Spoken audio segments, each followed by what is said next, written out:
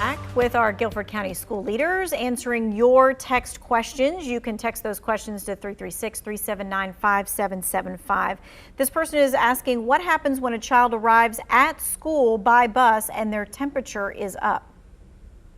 Sure. So that student would be accompanied by a staff person to an isolation room. Each school has identified an isolation room that has been equipped with all the appropriate PPE, and that student would be accompanied to the isolation room and stay there with somebody until their parent can be reached.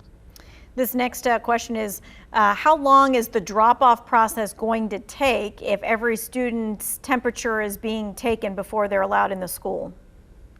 Yeah, so that'll depend on the school, really. Many schools are creating this temperature check that'll be done in the car rider line. So, like right there in the car with the parent or whoever's dropping them off. There'll be another, system for bus riders if they get dropped off at a different location. So schools are really looking at logistically, how can they kind of break up instead of all students maybe coming in one entrance? Are there 2 or 3 entrances that they could have students come in? And then multiple teachers that may be doing that through the car rider line. So it's not just one person screening every single student. All right, so we're going to be looking for direction from each specific school about how they're going to do that. This person says, if the child is signed up for online classes, are they still able to do sports?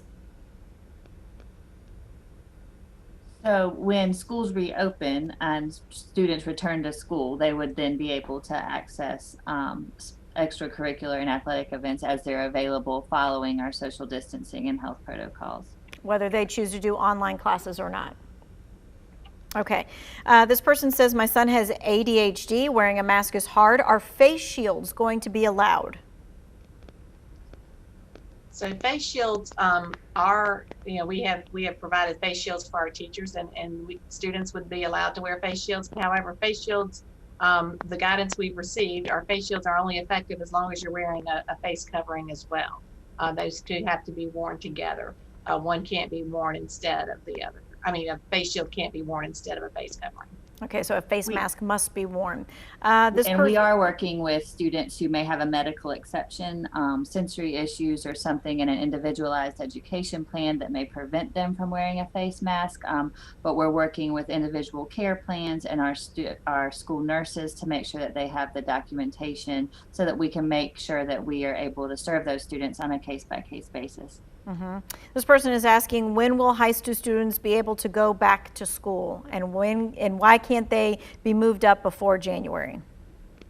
So the plan that's going to our Board of Education this Thursday, September 24th, includes indicators from public health.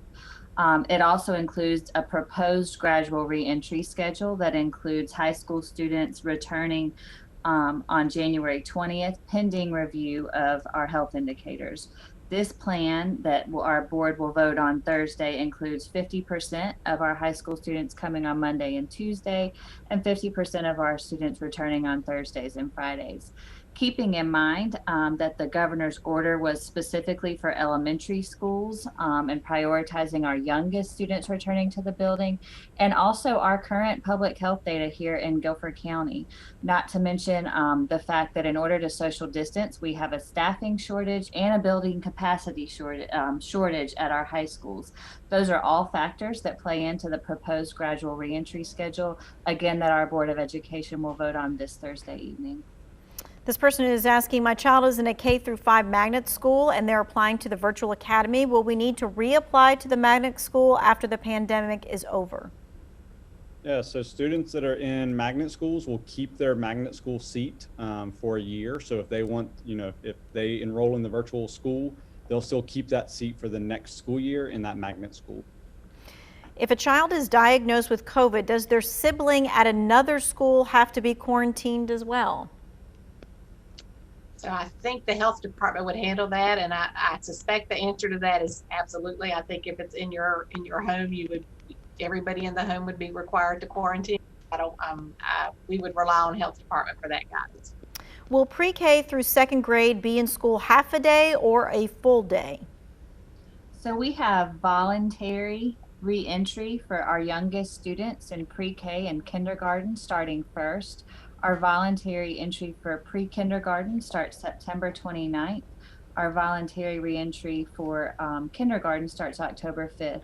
Those are from 9 to 12. Those are just half days up until students return on the recommended date of October 20th. So those are half days during that gradual reentry period, returning to full days when school resumes face-to-face, pending the review of health indicators and our vote by the Board of Education.